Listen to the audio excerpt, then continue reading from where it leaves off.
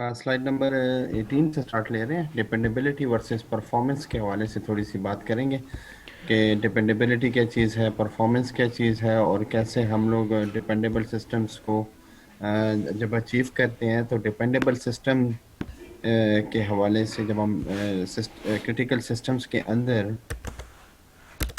Dependable systems या dependability को achieve करते हैं तो फिर उसमें परफॉर्मेंस पे इफेक्ट पड़ता है।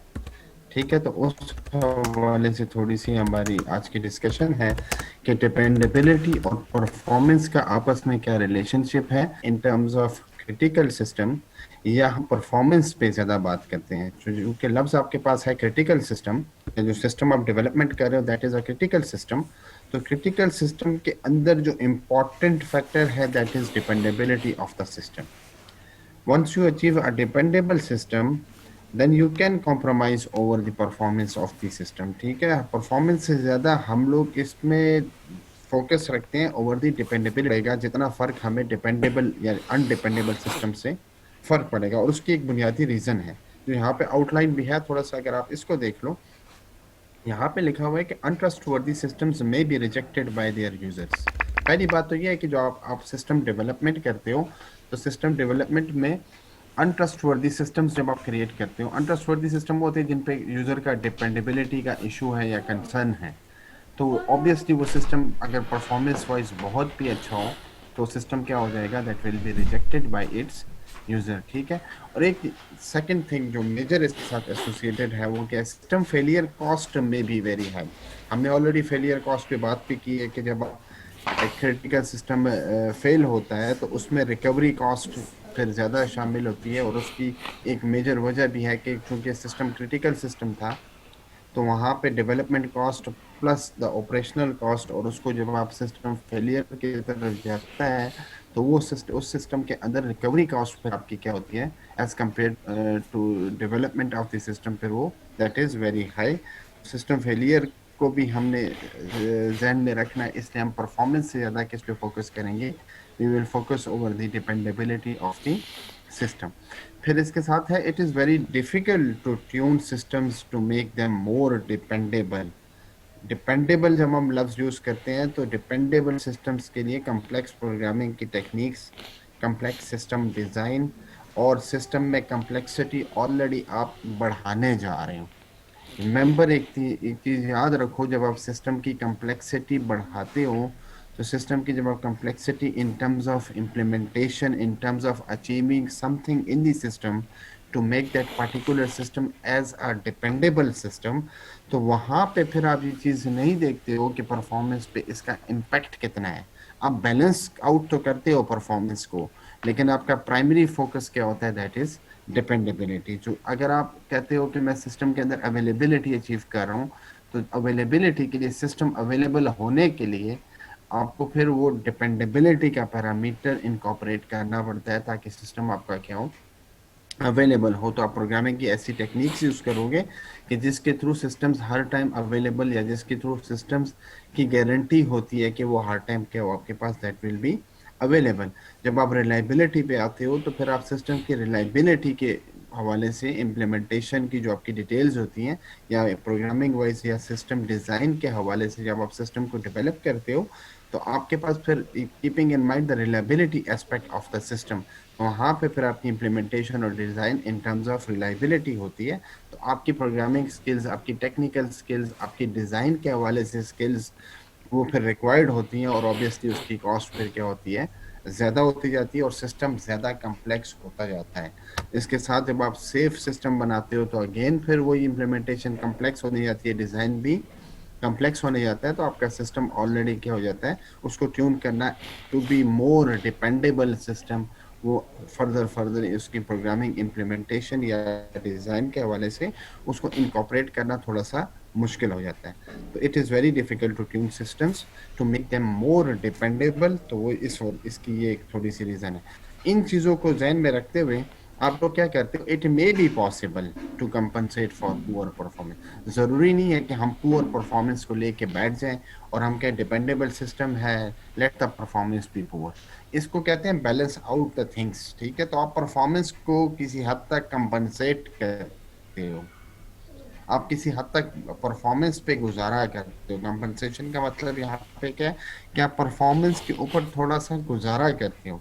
जब आप परफॉर्मेंस के ऊपर थोड़ा सा गुजारा या कॉम्प्रोमाइज करते हो, तो ऑन द अदर हैंड आपके पास सिस्टम की डिपेंडेबिलिटी इंप्रूव होती है। ठीक है, तो इट मे बी पॉसिबल, यहाँ पे लफ्ज लिखा हुआ है, it may be possible to compensate for poor performance. ठीक है, पुअर परफॉर्मेंस या लो परफॉर्मेंस या एवरेज परफॉर्मेंस पे आप कंपनसेट करते हो, आप कॉम्प्रोमाइज करते हो, so as to achieve a dependable system in order to create a critical system। ठीक है, फिर untrustworthy system may cause loss of variable information. अगर आपका सिस्टम ही अनट्रस्टवर्दी है, तो ऑब्वियसली वहां पे अगर इंफॉर्मेशन है, इंफॉर्मेशन कॉन्फिडेंशियल इंफॉर्मेशन भी हो सकती है, यूजर की जनरल इंफॉर्मेशन भी हो सकती है, कॉन्फिडेंशियल इंफॉर्मेशन भी हो सकती है, ऑर्गेनाइजेशन का डाटा हो सकता है, ऑर्गेनाइजेशन की बिजनेस पॉलिसी रिलेटेड डाटा हो सकता है। ये सारी की सारी चीजें क्या, this is valuable information, so that can be lost because of the property of the system, that it is not being trusted or it is a untrustworthy system and it is not a dependable system. ये थोड़ा सा comparison है कि आप जब आप dependable system को बनाते हो, तो डिपेंडेबल सिस्टम के साथ परफॉर्मेंस को पे क्या इफेक्ट पड़ता है। ठीक है, तो हमारा primary focus in order to create a critical system, critical system के हवाले से जो हमारा प्राइमरी फोकस होता है वो क्या होता है, that is to have a dependable system rather to have a high performance critical system. ठीक है, हाई परफॉर्मेंस क्रिटिकल सिस्टम हमारा फोकस नहीं होता, वो डिपेंड करता है, अगेन यहाँ पे क्वेश्चन ये भी आता है कि that depends to on the nature and type of the critical system being developed. ठीक है, एक तो उस चीज पे भी डिपेंड करता है, तो उसको भी आप मद्देनजर रखते हो, उसको भी ध्यान में रखते हो, और उस हवाले से थोड़ा सा इसकी डेवलपमेंट को आप अचीव करते हो, और डिपेंडेबिलिटी को परफॉर्मेंस के साथ अकोमोडेट करने की कोशिश करते हो। फिर अब थोड़ी सी इकोनॉमिक्स की बात आती है, डिपेंडेबिलिटी की कॉस्ट की बात आती है। तो ये याद रखो कि डिपेंडेबिलिटी की कॉस्ट हमेशा एक्सपोनेंशियली बढ़ती है। मैंने आपको पहले बताया कि इट इज, पिछले स्लाइड में हमने बात की है कि it is more difficult to tune system to make them more dependable system.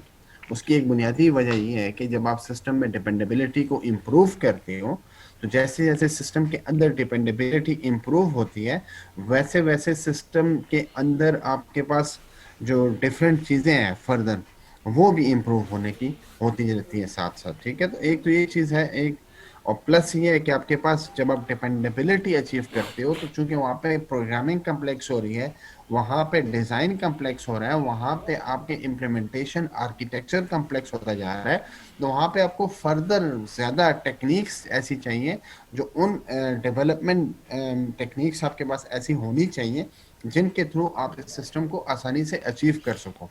तो जो आपके पास डेवलपमेंट टेक्निक्स होंगी, तो ऑब्वियसली वो सिंपल डेवलपमेंट टेक्निक्स नहीं होंगी। जैसे फॉर एग्जांपल मैं आपसे कहता हूँ कि कैलकुलेटर क्रिएट करो इन प्रोसीजरल सी लैंग्वेज प्रोग्रामिंग, जो प्रोग्रामिंग की प्रोसीजरल लैंग्वेज है, जो फंक्शन बेस्ड प्रोग्रामिंग है, तो उसमें तो कैलकुलेटर बनाना कंपैरेटिवली आसान है as compared with object oriented, जहाँ पे मैं आपको कहता हूँ कि ऐड की अपनी क्लास बनाओ, सब्ट्रैक्ट की अपनी क्लास बनाओ, मल्टीप्लिकेशन की अपनी क्लास बनाओ, और फिर उनके ऑब्जेक्ट्स बनाओ, और उनके ऑब्जेक्ट्स के थ्रू आप क्या करो, क्रिएट करो प्रोग्राम, सॉफ्टवेयर क्रिएट करो जिसका नाम है कैलकुलेटर। तो आप दोनों को कंपेयर करते हो, तो function based programming comparative to object oriented programming is easier to achieve, और object oriented is in terms of implementation, in terms of technical knowledge, तो आपके ऑब्जेक्ट ओरिएंटेड एक्सपेंसिव है, तो ऑब्वियसली उसकी कॉस्ट भी क्या होगी, ज्यादा होगी। लेकिन यहाँ पे जो सिस्टम आप डेवलप कर रहे हैं, that system is a dependable system. वो जो सिस्टम हम डेवलप करना चाह रहे हैं वो क्या है, that is a dependable system. तो अगर आपके पास डिपेंडेबल सिस्टम है, तो डिपेंडेबल सिस्टम के अंदर आपके पास क्या है, फिर आप कॉस्ट के हवाले से बात कर रहे हो, सॉरी, डिपेंडेबल सिस्टम के अंदर आप किस हवाले से बात, कॉस्ट उसकी एक्सपोनेंशियली इसलिए बढ़ेगी कि अगर आप अवेलेबिलिटी और रिलायबिलिटी को अचीव कर रहे हो, तो अवेलेबिलिटी और रिलायबिलिटी और या सेफ्टी एंड सिक्योरिटी है, तो ये किसी हद तक हाई डिपेंडेबल सिस्टम है। इसको वेरी हाई डिपेंडेबल सिस्टम करते हो, तो आप उसके अंदर और रिपेयरेबिलिटी, एक्स वाई जी जितने भी डिफरेंट एबिलिटीज हैं, आप उनको इनकॉर्पोरेट करते हो। ठीक है, तो इस वजह से डिपेंडेबिलिटी की कॉस्ट क्या होती है, that improves, and that improves exponentially, वो एक्सपोनेंशियली बढ़ती है। ठीक है, तो dependability cost tend to increase exponentially as increasing levels of dependability are required. ठीक है, इंक्रीजिंग लेवल्स, अवेलेबिलिटी थी, अब उसमें आपने ऐड कर दी रिलायबिलिटी, अब आपने उसके अंदर ऐड कर दिया सेफ्टी, अब आप उसके अंदर ऐड कर रहे हो सिक्योरिटी। अब इसमें फर्दर अगर आप लेवल ऑफ डिपेंडेबिलिटी इंप्रूव कर रहे हो तो आप उसमें मेंटेनेबिलिटी ऐड कर दो, आप उसमें रिपेयरेबिलिटी ऐड कर दो, आप उसके अंदर सर्वाइवेबिलिटी ऐड कर दो। जैसे जैसे उसको ऐड करते जाओगे तो जो एडिशन है सिस्टम को मोर डिपेंडेबल बना रहे हो, तो यहाँ पे कॉस्ट क्या होगी, आपको ज्यादा एक्सपर्ट बंदा चाहिए होगा। जब ज्यादा बंदा एक्सपर्ट लेके आओगे तो उसकी कॉस्ट भी ऑब्वियसली क्या होगी, ज्यादा होगी, और वो हो सकता है मल्टीप्लाई हो। तो ये जो मल्टीप्लाइड कॉस्ट है, तो हम कहते हैं कि यहाँ पे डिपेंडेबिलिटी को अचीव करने में ये कॉस्ट एक्सपोनेंशियली बढ़ती है। और उसकी बुनियादी दो रीजंस हैं। एक ये है कि the use of more expensive development technique. ठीक है, एक तो बुनियादी वजह आपके पास ये है कि आप जो डेवलपमेंट टेक्निक यूज कर रहे हो वो क्या है, that is expensive technique, because आपने चीजों को आपस में इनकॉर्पोरेट भी करना है। तो वो सिंपल डेवलपमेंट टेक्निक के थ्रू नहीं हो सकता। वो फिर आप क्या करेंगे, उसके लिए आप एक्सपेंसिव डेवलपमेंट टेक्निक यूज करोगे, एंड ऑब्वियस आपके पास हार्डवेयर जो होगा वो क्या होगा, सोफिस्टिकेटेड होगा। वो भी ऑब्वियसली क्या होगा, उसकी कॉस्ट भी वो सिंपल हार्डवेयर नहीं होगा, वो फिर उससे बेहतर होगा। वो सिंपल आपका पीसी नहीं होगा, हो सकता है वो आपका एक डेडिकेटेड प्रॉपर कंप्यूटिंग डिवाइस हो, जिसको फॉर एग्जांपल मैं कहता हूँ जीपीयू है। तो जीपीयू और सीपीयू में अच्छी खासी कॉस्ट का फर्क है आपके पास, that are required to achieve the higher levels of dependability. ठीक है, एक तो ये रीजन है। दूसरी रीजन क्या है, चूंकि डिपेंडेबिलिटी है तो डिपेंडेबिलिटी और यूजर ट्रस्ट का रिलेशनशिप क्रिएट हो रहा है। तो यूजर को आप कैसे बावर करवाओगे, तो वहां पे आप एक चीज यूज करोगे, the increased testing and system validation. जब आप इंक्रीज टेस्टिंग करोगे तो उसके थ्रू आप क्या करोगे, थ्रू प्रॉपर ऑर्गेनाइजेशन सिस्टम को वैलिडेट करवाओगे, ताकि आपका क्लाइंट क्या हो सके, आपका क्लाइंट कन्विंस हो सके over that particular critical system. तब जाके आप कहते हो this is a dependable system, and this is the reason why the dependability cost improves exponentially. ठीक है, तो इसकी आगे एग्जांपल है, वो सॉरी इसका ग्राफ है, उसमें देखें आप, यहाँ पे आपके पास ये डिपेंडेबिलिटी है, ये उसकी कॉस्ट है, ये लाइन कॉस्ट को मैं ये डिफाइन कर रहा है, और ये आपके पास क्या, दैट इज डिपेंडेबिलिटी है। जब आपके पास लो डिपेंडेबल सिस्टम होगा तो कॉस्ट समहाउ ग्रेजुअली इंप्रूव कर रही है, हाई तक ये ग्रेजुअली इंप्रूव कर रही है। लेकिन जैसे ही डिपेंडेबिलिटी को आप वेरी हाई या अल्ट्रा हाई करते हो, तो ये cost as compare to high और एज कम्पेयर टू लो और मीडियम, ये एक्सपोनेंशियली इंप्रूव कर रही है, पावर की फॉर्म में इंप्रूव कर रही है। जैसे two to the power two 4 है, तो टू द पावर 3 आपके पास 8 है, ये एक्सपोनेंशियल ग्राफ क्रिएट होगा आपके पास।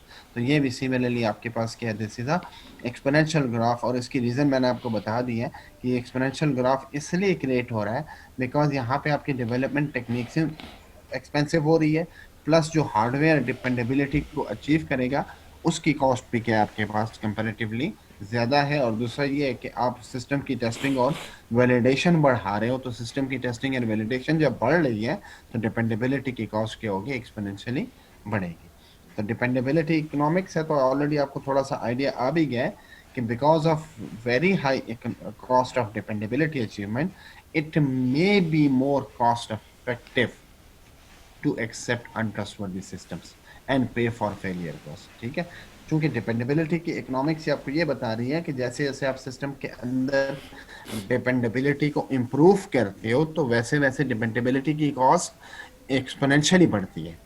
तो बजाय उसको एक्सपोनेंशियली बढ़ाओ, आप क्या करो, आप सिस्टम को डेवलपमेंट अगर कॉस्ट इफेक्टिव मैनर में करना चाहते हो, हम सॉफ्टवेयर इंजीनियरिंग में डिस्कस करते हैं ना कि we being a software engineer we try to create systems that are cost effective in nature। ठीक है, तो यहाँ पे चूंकि सिस्टम डेवलपमेंट आपके पास क्या है, that is a critical system, तो we will never think about cost effectiveness. ठीक है, if we think about cost effectiveness then we should make our self prepared for untrustworthy system. फिर हम लोग क्या करेंगे, बिकॉज कॉस्ट इफेक्टिव में you have to compromise on many thing, आप बहुत सी चीजों पे कॉम्प्रोमाइज करोगे। जब आप बहुत सी चीजों पे कॉम्प्रोमाइज कर रहे हो तो देर इज पॉसिबिलिटी या there is a maximum possibility कि the system being created is now untrustworthy system. और जब वो अनट्रस्टवर्दी सिस्टम होगा then you should be ready to pay for failure cost. फिर आप फेलियर कॉस्ट पे क्या करोगे, उसको आपके जहन में होगा कि there is a maximum probability कि the system will go towards failure, and if it goes towards failure तो फिर वो जो failure recovery and failure cost, ठीक है। हाउएवर दिस डिपेंड्स ऑन, इसकी कुछ रीजंस भी हैं, this depends on social and political factors, ठीक है। इनकी दो दिक्कत है कि आप क्रिटिकल सिस्टम बना कहाँ रहे हो, किस सोशल इन्वायरमेंट और किस पॉलिटिकल इन्वायरमेंट में जाके सोशल क्रिटिकल सिस्टम को क्रिएट कर रहे हो, ठीक है। लेकिन इसके साथ साथ क्या है, our reputation for products that can not be trusted may lose future business. इसकी सिंपल सी एग्जांपल है माइक्रोसॉफ्ट की विस्टा विंडोज थी, अभी कुछ अर्सा पहले ही लोगों ने रिजेक्ट कर दी थी। उसकी बुनियादी रीज़न क्या थी, उसकी बुनियादी रीज़न ये थी कि उस पार्टिकुलर प्रोडक्ट की रेपुटेशन ख़राब हो गई थी, तो लोगों ने उसको यूज़ करना छोड़ दिया था। और जब विस्टा के बाद 7 आई तो एक्सपी को लोगों ने छोड़ के विस्टा को स्किप करके विंडोज 7 पे चले गए थे, because the reputation for that particular product was not trust वर्दी, और लोगों का उसके ऊपर ट्रस्ट नहीं था। तो वेरी सुन, ठीक है, उसने अपना बिजनेस जल्दी लॉस्ट कर लिया था। डिपेंड्स ऑन सिस्टम टाइप, मैंने आपको पहले बता दी है कि डिपेंडेबिलिटी आप सिस्टम में अचीव करते हो तो डिपेंडेबिलिटी परफॉर्मेंस या डिपेंडेबिलिटी इकोनॉमिक्स डिपेंड करता है कि सिस्टम किस नेचर का आप बना रहे हो, ठीक है। वहाँ पे ह्यूमन लॉस या इकोनॉमिक लॉस, और फिर ह्यूमन लॉस रिकवरेबल है तो वो तो ऑब्वियसली नहीं है रिकवरेबल। इकोनॉमिक लॉस किसी हद तक बर्दाश्त के अंदर अगर है, देन आप क्या कर सकते हो, डिपेंडेबिलिटी को नॉर्मल रख के परफॉर्मेंस को इम्प्रूव करवा सकते हो, ठीक है। तो for business systems in particular, जहाँ पे जैसे ट्रांजैक्शन सिस्टम्स हैं आपके, एबिलिटी को अचीव करो ताकि किसी हद तक आपकी परफॉर्मेंस सिस्टम की भी बेहतर रहे, तो वो मोडेस्ट लेवल आप system, modest level of dependable system आप अचीव कर सकते हो। लेकिन वो डिपेंड करता है primarily on the requirements of the system, जिसको आप कहते हो कि सिस्टम टाइप कौन सा है, तो उस सिस्टम टाइप के हवाले से आप सिस्टम की डेवलपमेंट करते हो। Again you will never think about cost effectiveness, कि system development will never be a cost effective system development, ठीक है। ये कॉस्ट इफेक्टिवनेस जो है ये आम सिस्टम्स की बात जब हम करते हैं तो वहाँ पे ये अप्लाई होता है, जब आप क्रिटिकल सिस्टम्स क्रिएट करते हो तो वहाँ पे कॉस्ट इफेक्टिवनेस अप्लाई नहीं होता। ऑलरेडी हमने डिस्कशन कर लिया है अवेलेबिलिटी एंड रिलायबिलिटी पे। रिलायबिलिटी को थोड़ा सा डेफिनेशन पॉइंट ऑफ व्यू से देख लेते हैं कि रिलायबिलिटी है probability of failure free system operation over a specified time in a given environment for a given purpose. जैसे मैंने आपको एग्जांपल दिया है कि आपने फॉर एग्जांपल एक पीओएस का सॉफ्टवेयर बनाया है, पीओएस पॉइंट ऑफ सेल का सॉफ्टवेयर आपने क्रिएट किया है, तो पॉइंट ऑफ सेल का सॉफ्टवेयर जो है वो आपको एक सर्विस प्रोवाइड कर रहा है, फॉर एग्जांपल बारकोड आइडेंटिफिकेशन। तो बारकोड आइडेंटिफिकेशन फॉर एग्जांपल वो किसी नेस्ले की जूस के लिए प्रोवाइड कर रहा है, तो उसकी आम प्राइस और छोटे पैकेट की 40 रुपीज़ है। तो वो हर दफ़ा जब उसको स्पेसिफाई किया गया है इन स्पेसिफिकेशन कि आपके बारकोड के आगे अगर ये प्रोडक्ट इस बारकोड के साथ आएगी तो इसकी ये प्राइस होनी चाहिए या इसकी ये प्राइस होगी, तो जो प्राइस अगर हर दफा आपको दिखा रहा है तो आप कहते हो कि this is a reliable system. ये रिलायबिलिटी आप सिस्टम के अंदर अचीव कर रहे हो कि इसको तो इसी काम के लिए मैंने इस सर्विस को क्रिएट किया था, और सिस्टम फेलियर फ्री सिस्टम आपके पास है जो ऑपरेट करेगा, ठीक है। वो ऑपरेट कब करेगा, जब मुझे रिक्वायर्ड होगा, और वो वैसे ही ऑपरेट करेगा जैसे उसको बताया गया है। लेकिन इसके लिए जरूरी क्या है कि सिस्टम अवेलेबल भी हो आपके पास में, ठीक है। वो operate failure free operation, system operation, तो ये कब होगा, जब आपका सिस्टम ऑलरेडी आपके पास क्या होगा, अवेलेबल सिस्टम होगा। तो अवेलेबिलिटी के हवाले से बात होगी, the probability that a system at a point in time will be operational and able to deliver the requested service. दिन में कितने घंटे होते हैं, 0 से लेके 24 आवर्स होते हैं आपके पास, ठीक है। Customer point of sale software है मेगा मार्ट के अंदर आप यूज कर रहे हो, तो वो पॉइंट इन टाइम इन 24 घंटों के अंदर किसी खास पार्टिकुलर टाइम पे कस्टमर आया आपके पास, फॉर एग्जांपल वो 9:57 पे आपकी शॉप पे आया, तो 9:57 पे अब मुझे अब वो सर्विस चाहिए 9:57 पे, मुझे ये सॉफ्टवेयर ऑपरेशनल चाहिए। आगे सॉफ्टवेयर उस टाइम ऑपरेशनल है कि नहीं है, जब मुझे चाहिए, इसको कहते हैं अवेलेबिलिटी। अब वो ऑपरेशनल है, फेलियर फ्री सिस्टम आ गया, अब वो वैसे ही काम कर रहा है जैसे उसको बताया गया, इसको कहते हैं रिलायबिलिटी। सॉफ्टवेयर मौजूद है, मुझे चाहिए उस टाइम मौजूद है, अवेलेबिलिटी है। सॉफ्टवेयर वैसे ही काम कर रहा है जैसे उसको बताया गया है, this is called as reliability. ठीक है, और दोनों को आप क्वांटिटेटिवली मेजर कर सकते हो। आप कहते हो 100% रिलायबल सिस्टम और 100% अवेलेबल सिस्टम, 90% रिलायबल सिस्टम और 90% अवेलेबल। 90% उसका मतलब ये है कि 10 में से 9 दफ़ा तो ये रिलायबल डेफिनेटली है, 10 में से 9 दफ़ा ये डेफिनेटली अवेलेबल है। ठीक हो गया। अवेलेबिलिटी एंड रिलायबिलिटी है तो थोड़ा सा आप सब्स्यूम कर लेते हो कि आपको रिलायबिलिटी के अंदर, आप जब तक सिस्टम अवेलेबल नहीं होगा, subsume system availability under system reliability. ठीक है, तो आप क्या करते हो, जब तक सिस्टम अवेलेबल नहीं होगा तब तक उसकी रिलायबिलिटी देखने की कोई ज़रूरत नहीं है। Obviously if a system is unavailable, अगर सिस्टम है ही नहीं, अवेलेबल ही नहीं है, तो फिर आप रिलायबिलिटी किस चीज़ की देख रहे हो। ठीक है, तो it is not delivering the specified system services, then we are not thinking about reliability. Reliability के लिए बुनियादी चीज़ क्या है जो मौजूद होनी चाहिए, that is availability of the system. However, it is possible to have systems with लो, ये हो सकता है कि सिस्टम लो रिलायबल हो लेकिन सिस्टम लाजमन क्या होगा, अवेलेबल होगा। ठीक है, इस पे कॉम्प्रोमाइज किया जा सकता है, डिपेंड करता है कि किस टाइप का सिस्टम आप क्रिएट कर रहे हो। So long as system failures can be repaired quickly and do not damage data, तो low reliability may not be a problem. ठीक है, लो रिलायबिलिटी को आप इम्प्रूव भी कर सकते हो अनटिल एंड अनलेस, अगर आपकी लो रिलायबिलिटी जो है वो सिस्टम के डाटा को नुकसान नहीं पहुंचा रहा, तो आप लोग क्या करते हो, लो रिलायबिलिटी पे कॉम्प्रोमाइज कर सकते हो, लेकिन आप अवेलेबिलिटी पे कॉम्प्रोमाइज नहीं करते हो, because availability takes repair time into account. जब अगर सिस्टम अनअवेलेबल है तो अनअवेलेबल सिस्टम के लिए फिर आपके पास you need time to make that system available so that system can provide services. थोड़ा सा रिलेशनशिप है अबाउट अवेलेबिलिटी एंड रिलायबिलिटी। फिर रिलायबिलिटी की थोड़ी सी टर्मिनोलॉजीज हैं, कॉमन सी टर्मिनोलॉजी है रिलायबिलिटी की कि सिस्टम फेलियर है। तो सिस्टम फेल कब होते हैं, सिस्टम फेल तब होते हैं जब सिस्टम्स के अंदर एरर्स मौजूद हों। और एरर कब आते हैं सिस्टम के अंदर, जब सिस्टम के अंदर फॉल्ट्स मौजूद होते हैं। और फॉल्ट्स कब क्रिएट होते हैं, जब ह्यूमन एरर करता है या ह्यूमन को मिस्टेक करता है, तो उसके बाद सिस्टम के अंदर फॉल्ट्स या मिस्टेक और एरर की वजह से सिस्टम के अंदर फॉल्ट क्रिएट होते हैं। और फॉल्ट के अंदर अगर ये पोटेंशियल हो तो वो सिस्टम को कहाँ पे ले जाता है, सिस्टम एरर की तरफ। और फिर एरर की नौयत देखी जाएगी कि अगर उसकी नौयत की सिवियरिटी ज़्यादा है तो फिर पॉसिबल है कि सिस्टम ओवरऑल फेलियर की तरफ चला जाए। अगर नौयत उसकी या सिवियरिटी उसकी इतनी नहीं है तो सिस्टम की एरर को रिपेयर करके उसको फॉल्ट की ही सिचुएशन के अंदर रिजॉल्व कर लेते हैं। लाइक फॉर एग्जांपल, आप प्रोग्रामिंग कर रहे हो और आपसे सेमीकोलन मिस हो गया, एक सिंटैक्टिकल एरर है, तो आप सेमी जैसे ही कंट्रोल F9 करते हो तो ये डेवलपमेंट टेक्निक आपको अलाउ करता है कि आप कंट्रोल F9 से चेक करो कि सिस्टम के अंदर कोई एरर तो नहीं है। Normally syntactical error, logical error को वो चेक नहीं करता। तो सिंटैक्टिकल एरर को जब वो आप देखते हो तो एकदम से आपको कहता है कि यहाँ पे तो मिस्टेक हुई है, सेमीकोलन किसी ने नहीं लगाया, लेकिन आपको मैसेज आता है कि there is an error present. ठीक है, और ये एरर क्या है, there is a fault. Fault क्या है कि there is line is not terminated properly.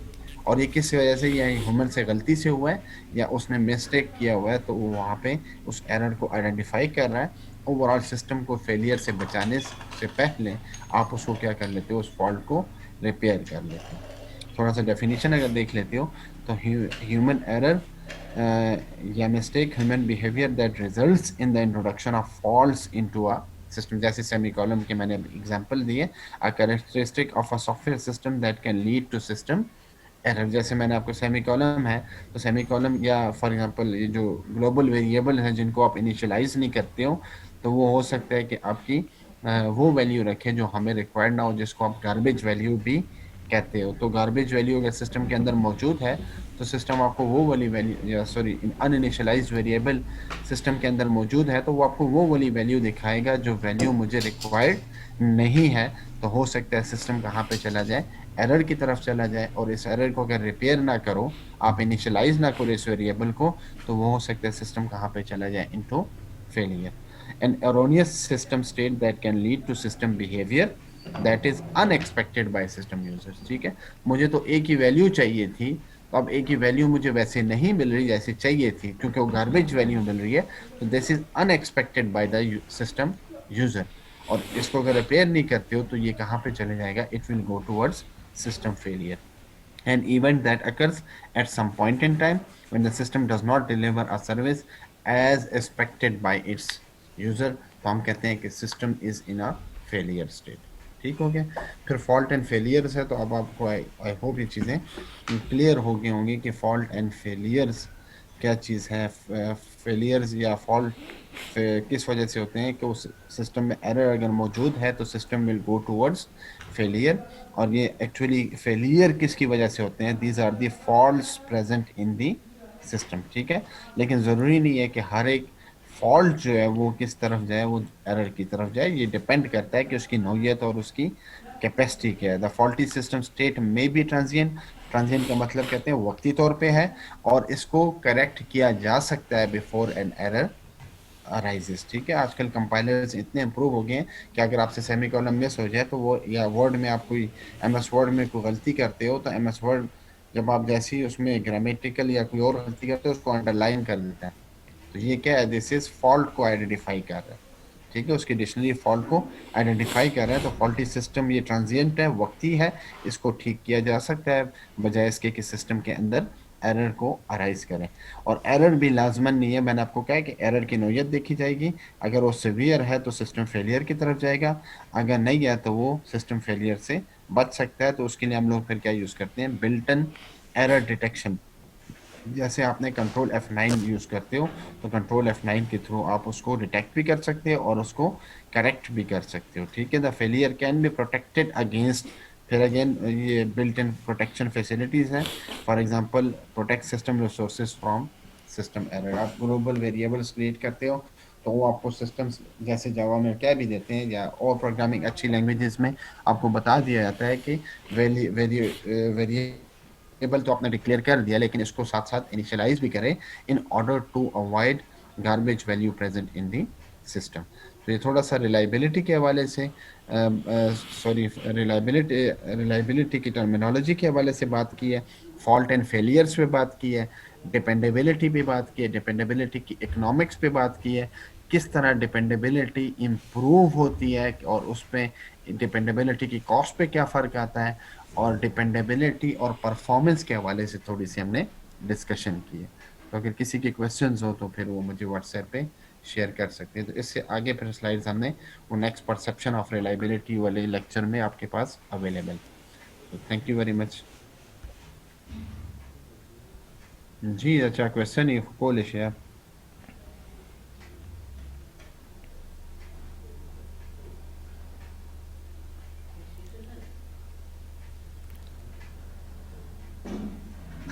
बस मां रिकॉर्डिंग होने को बात है।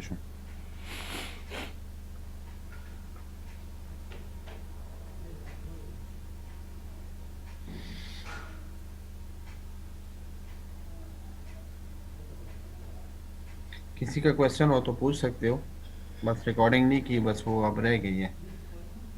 किसी ने कर ली हो तो ठीक है, नहीं की तो बस रह गई है। ठीक है, थैंक यू वेरी मच।